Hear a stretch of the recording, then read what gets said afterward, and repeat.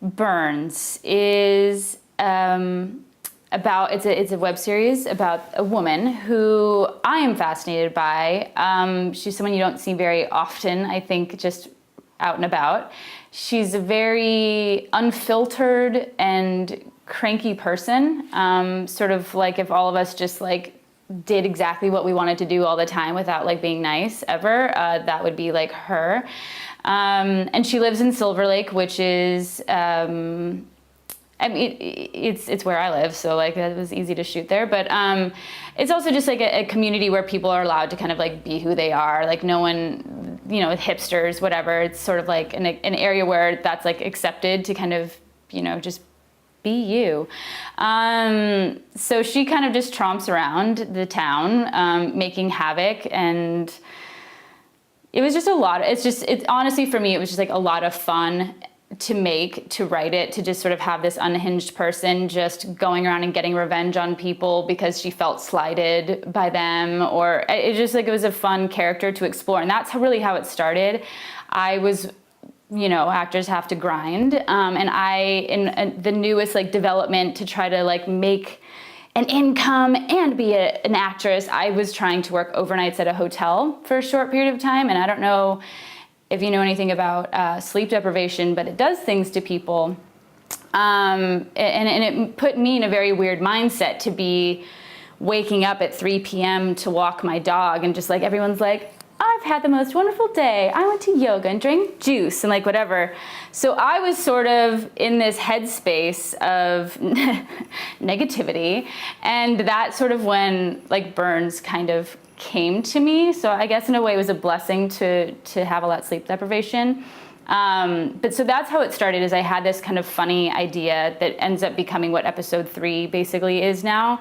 But I had this idea, and I won't give it away what happens because someone eventually will watch it. So I had this script that I had written, a very short little thing. I was trying to kind of do the more writery thing, and I took the script to my friends, Daniel Applegate and Adrienne Zadke, who had just started a production company, Alleged Industries. And, you know, this was just friends. Like, I was just like, guys, I wrote this thing. Like, what do you think? Like, how do I, you know, I kind of just like want to get my phone and like shoot it. And they actually really liked it. And they pushed me to like keep writing. And then they ended up giving me notes and developing the characters and developing the scripts. And they were like, we're gonna make this.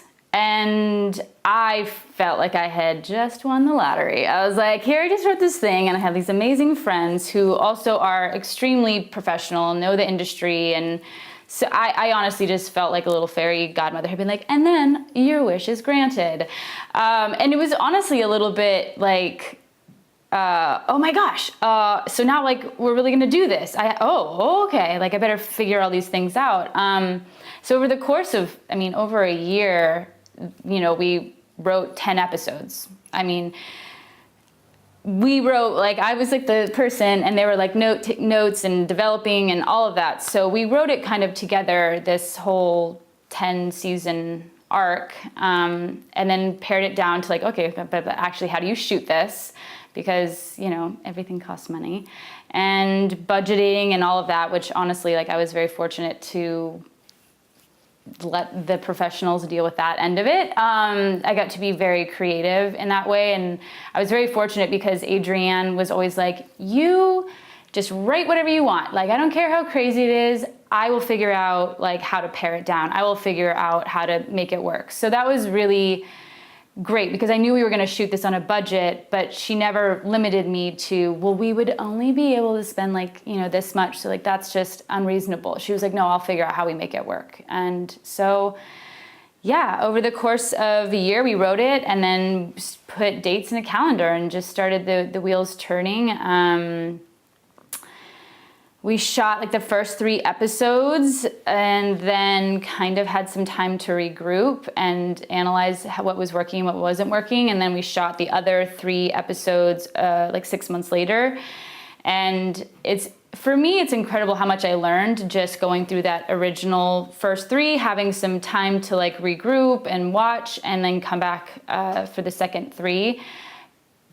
Yeah, it was just it was just a very, very educational experience, learning how to balance being an actor, being a writer, being, you know, producer person, running around making sure that everyone's happy, and, you know, acting, like learning how to like act in that environment when you have so much going on. And but it was really great because I felt like, you know what, I wasn't necessarily winning the whole time, but I felt so lucky to be in an environment where I could learn like this with friends and with such talented people, and see how it is manageable, and see how, you know, you want to limit yourself and say, oh, I couldn't possibly.